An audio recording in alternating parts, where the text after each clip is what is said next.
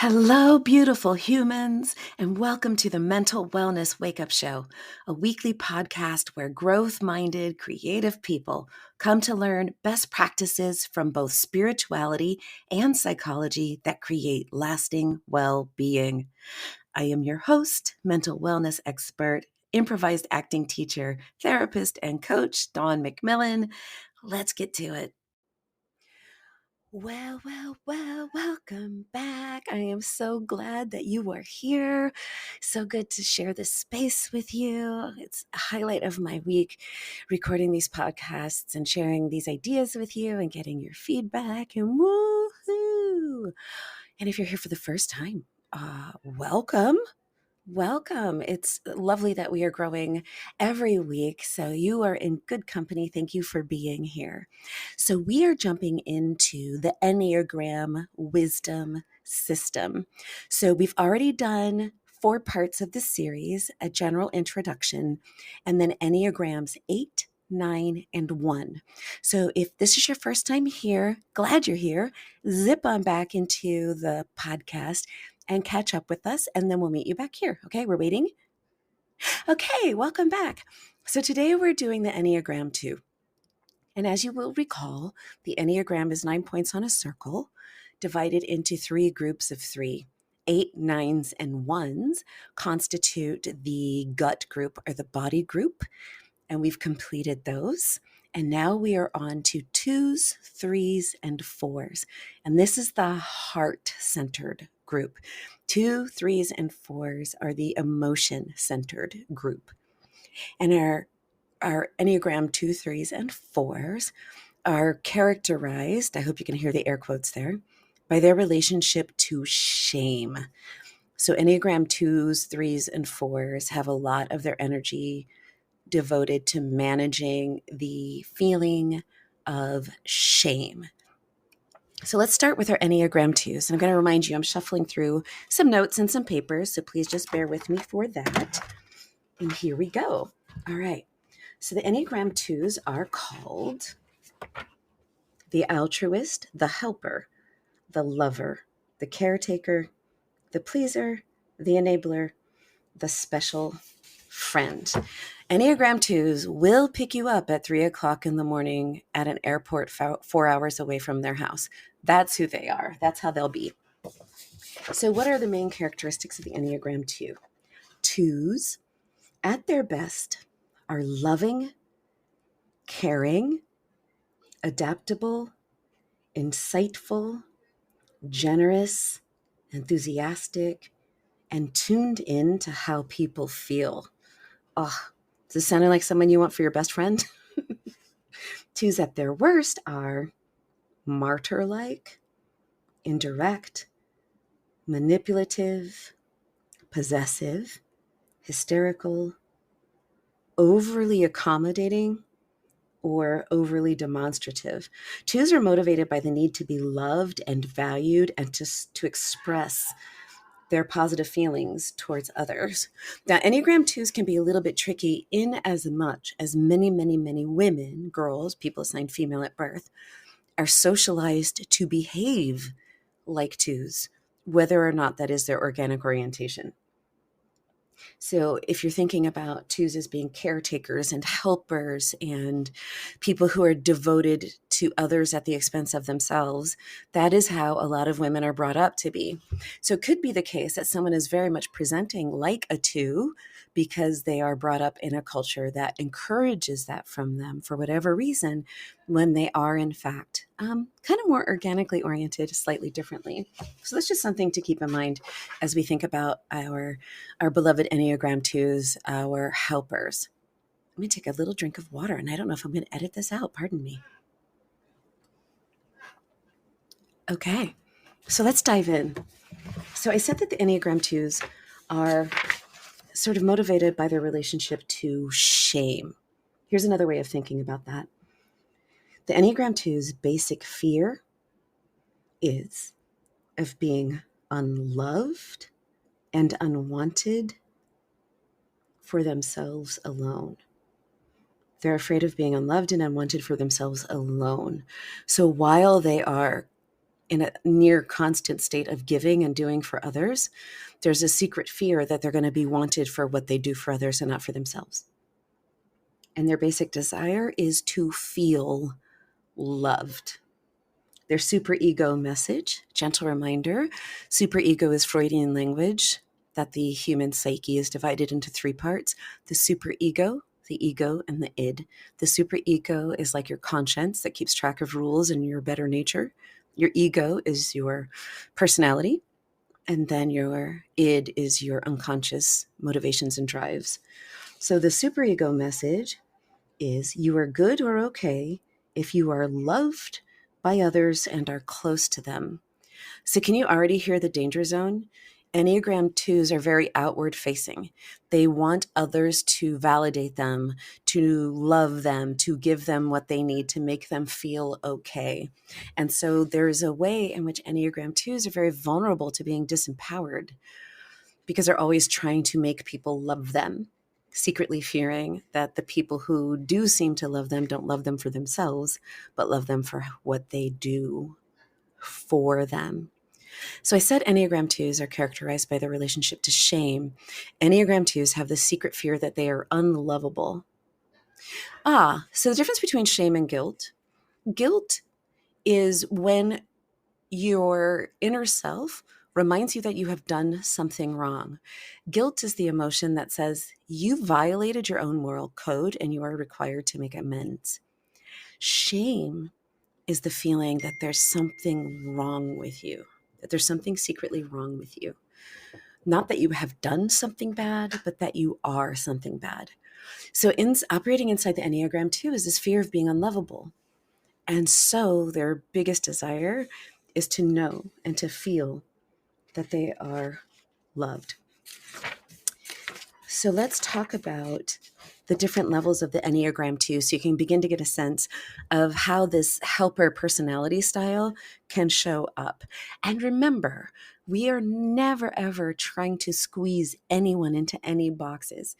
The human being is so multifaceted, so wondrous, so deep, so broad, so wide, so high, that saying, oh, I'm like this because I'm an Enneagram 2 is reducing you to just one facet of who you are. That being said, what can we learn about Enneagram 2s? So at a level 9, the lowest level of emotional health for an Enneagram 2, they feel victimized and burdensome. The realization that they may have been selfish or even have harmed others is too much for unhealthy 2s. They fall to pieces physically and emotionally, playing out the role of victim and martyr. Others are then obliged to step in and take care of them. So you can see this sort of playing out when someone gets called out for doing something wrong and then like, oh, I'm so terrible, I'm so awful, I hate myself. And then the person that they harmed is now taking care of them. So at level 8, a little bit level up in healthiness, Enneagram 2s show up as entitled and coercive. 2s have become so desperate for love that they begin to pursue it obsessively. They feel they are entitled to whatever they want because they have suffered so much. And they may act out their need for affection recklessly and inappropriately. Now, this can take a really dark turn. I will leave that to your imagination because I'm sure you can fill in the gaps there. But these are people who, in their trauma, in their suffering, feel entitled. They feel entitled to other people's affection. They feel entitled to get what they want because they are victims. So they can be entitled and coercive. Moving up a level of healthiness, level 7. Enneagram 2s acting out at a level 7 are self-justifying and manipulative. 2s fear that they are driving people away, and this may be true. To save their self-image, they rationalize their behavior by seeing others as selfish ingrates. They try to elicit pity as a substitute for love and keep others dependent on them to prevent them from leaving. Now, you heard me say that one way you can describe an Enneagram 2 is an enabler. These are the people who might use money to control someone or be with an addict because the addict is forever dependent on them, and then they won't leave them. But then, because a part of them knows that they're being manipulative, they put all the blame on the other person. Moving up, average. Your average Enneagram 2 at a level 6. Self-important, overbearing. 2s are angry that others are taking them for granted, but are unable to freely express their hurt. Instead, they complain about their health, draw attention to their good deeds, and remind others of how much they owe them. Repressed feelings begin to cause physical problems. I'm sure many of us know people who orient in this way. Instead of saying that they feel taken for granted, they'll be like, oh, I'm so tired. I'm working so hard because I did this and I did that and I did this and I did that. Okay, so moving up in levels of emotional maturity, level 5, possessive, intrusive. 2s worry that the people they love will love someone else more than them, so they want to be needed. They attempt to have a claim on people by putting the needs of others before their own. Proud, but needy, they do not want to let others out of their sight. Possessive, intrusive, let's insert controlling, right? This may be someone who's going through your phone and throws a temper tantrum when your high school significant other friends you on social media. Level 4, so we're moving up. Well-intentioned, people-pleasing. 2s begin to fear that whatever they've been doing is not enough. Others do not really want them around. They want to be closer to others and to be reassured that others like them. 2s try to cultivate friendships and win people over by pleasing, flattering, and supporting them. Most of us, especially those of us in female bodies, probably acted like this at certain aspects of our growing up. That people-pleasing kind of thing in order to be liked, because who doesn't want to be liked? So in an Enneagram 2, this is a danger zone for them, like sort of getting stuck in that people-pleasing attitude because their secret fear is that people don't love them for who they are. So they want to make sure that they are so nice and so accommodating that people just have to like them and have them around. Now, moving up to the healthier expressions of the Enneagram 2, I almost said archetype, the Enneagram 2 archetype, level 3. Enneagram 2s present as supportive and giving. 2s reinforce their self-image by doing good things for others. They're generous with their time and energy and are appreciative, encouraging, and supportive of others. They're also emotionally expressive and enjoy sharing their talents with others. So an Enneagram 2 at this level will say, can I do anything for you? And they mean it, and they actually enjoy it. I had a roommate who would, I was so poor at the time. I was so poor at the time. And she would accidentally make too much food and ask me if I wanted some, right? That's your Enneagram 2, classic Enneagram 2 right there. So they really are very generous with their time and energy, and they will cheer you on. They're like, oh my gosh, it's so great that you did this thing. I'm so happy and so excited for you. All right, moving up, level 2, Enneagram 2. These people will present as empathic and caring. 2s focus on the feelings of others with loving concern as a defense against their basic fear. Self-image, I am loving, thoughtful, and selfless. So they are, they're doing good things for others. They're cheering them on. They're generous, but there's still that little nagging fear operating in them that they're not lovable. So they mean it. They really are actually generous. They really are caring, but they sometimes can overdo it in order to not face that worry that they have that they're not quite as lovable as they hoped. Okay, and at a level 1, a really emotionally healthy, integrated Enneagram 2 archetype person is going to be self-nurturing, unconditionally loving. 2s let go of the belief that they are not allowed to care for themselves. Thus, they can own their feelings and needs and are free to love others without expectations. Gonna say that again. Thus, they can own their feelings and needs and are free to love others without expectations. Remember when we were lower down on the emotional health, there was a lot of manipulation coming from these Enneagram 2s. They are doing things for other people in order to be needed, in order to be loved, in order to be appreciated. As this level of emotional maturity increases, they are free to love others without expectations. They're being their generous, kind, supportive self solely to be their generous, kind, and supportive self. They're not doing it to try to get something from someone. And when they're at this level, self-nurturing, unconditionally loving, they also achieve their basic desire and are liberated. Twos experience unconditional love for self and others. They are joyous, gracious, and humble. So if you know an Enneagram 2, and you probably do, because they're just out there serving. They are out there serving. Enneagram 2s often find themselves in the helping professions because they are so oriented towards helping. They are often at front and center at anything that requires volunteers because they are so loving and supportive. And again, the shadow side is, I am going to be so helpful, and you're going to need me so much that you're going to keep me around even though you secretly don't like me. But once these Enneagram 2s are able to really integrate all of their emotional wisdom, they're beaming. They are just these beaming, warm, radiant lights on the planet. They are joyous, gracious, and humble. Being around an Enneagram 2, like you just get close to them and it feels like a warm hug, right? They just exude this sense of connectivity and safety. So I said every team needs at least one of everyone.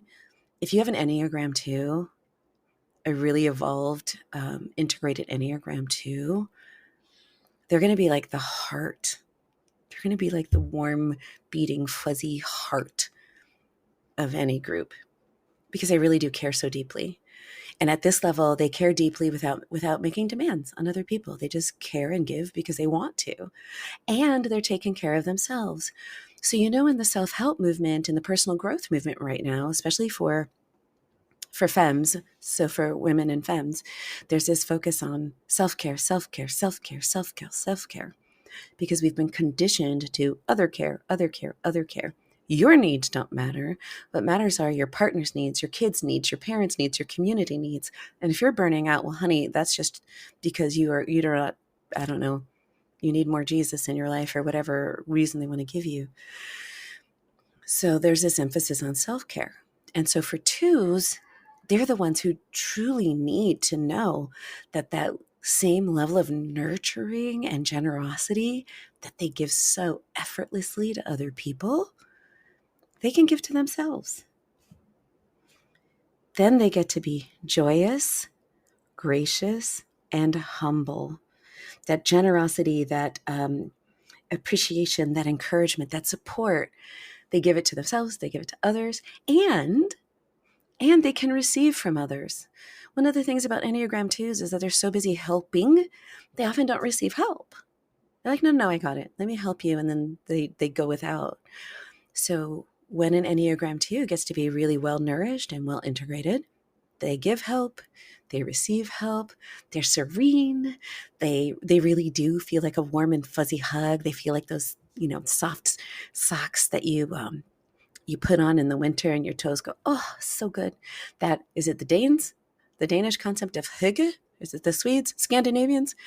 Just like that sense of a fresh lit candle, fuzzy socks, and a warm cup of tea.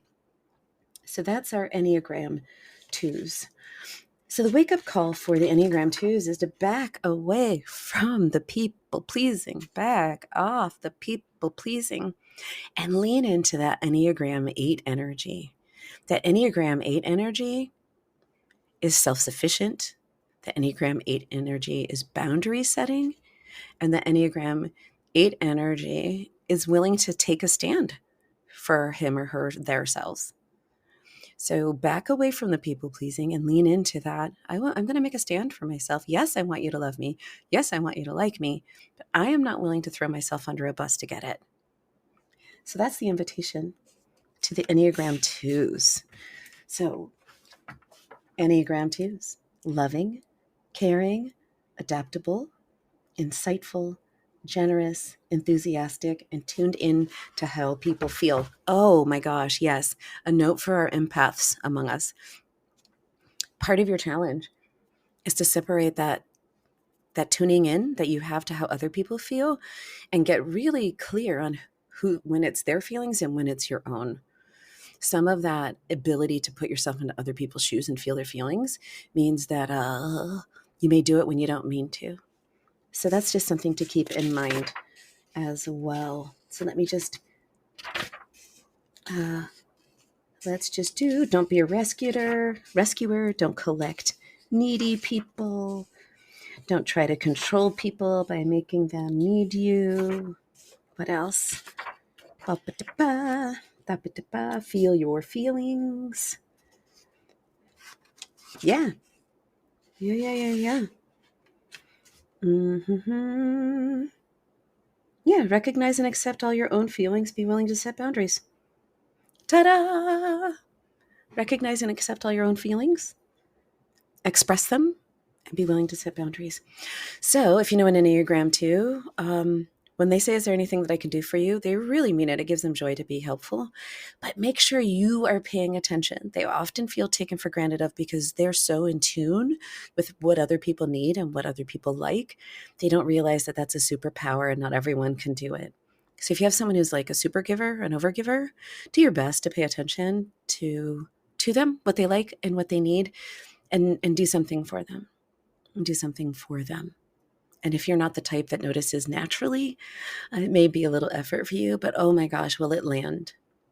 And Enneagram 2s, not everybody has your superpower. They can't always tell what people need or want. So go easy on the rest of the Enneagram types. All right. So for all of us, how can we get in touch with our generosity? How can we get in touch with our kindness? Who or what can we give to this week without any expectation? That's our invitation from integrating our Enneagram 2s. Because remember, we do not fit into boxes. We are all the Enneagram types. We are all of them. And you know what's great about you? Yeah, I mean you specifically. You are whole, perfect, and complete right here, right now, yesterday and tomorrow. Yes, I know there are things about you that you want to change. Even so, you are whole, perfect, and complete right where you are. What you are looking for, you are looking with. Be at ease. You are wonderful. You really are. And you are worthy and deserving of like all the goodies. All of them. All of them. So go out, be generous, share widely, give with an open heart and an open hand, and surprise the Enneagram 2 in your life with something that you think they might like, because they get overlooked sometimes because they're so giving. All right. Thanks for being here. See you next time. I am so honored that you share time with me. If you've listened this far, then something here was of value to you. Would you please be a friend of the podcast and share it with at least one other person? The podcast is available on most platforms, including YouTube, and I need your help to get the word out. So please like, subscribe, and share, and a 5-star review on iTunes would be chef's kiss. Thank you so much. See you next time.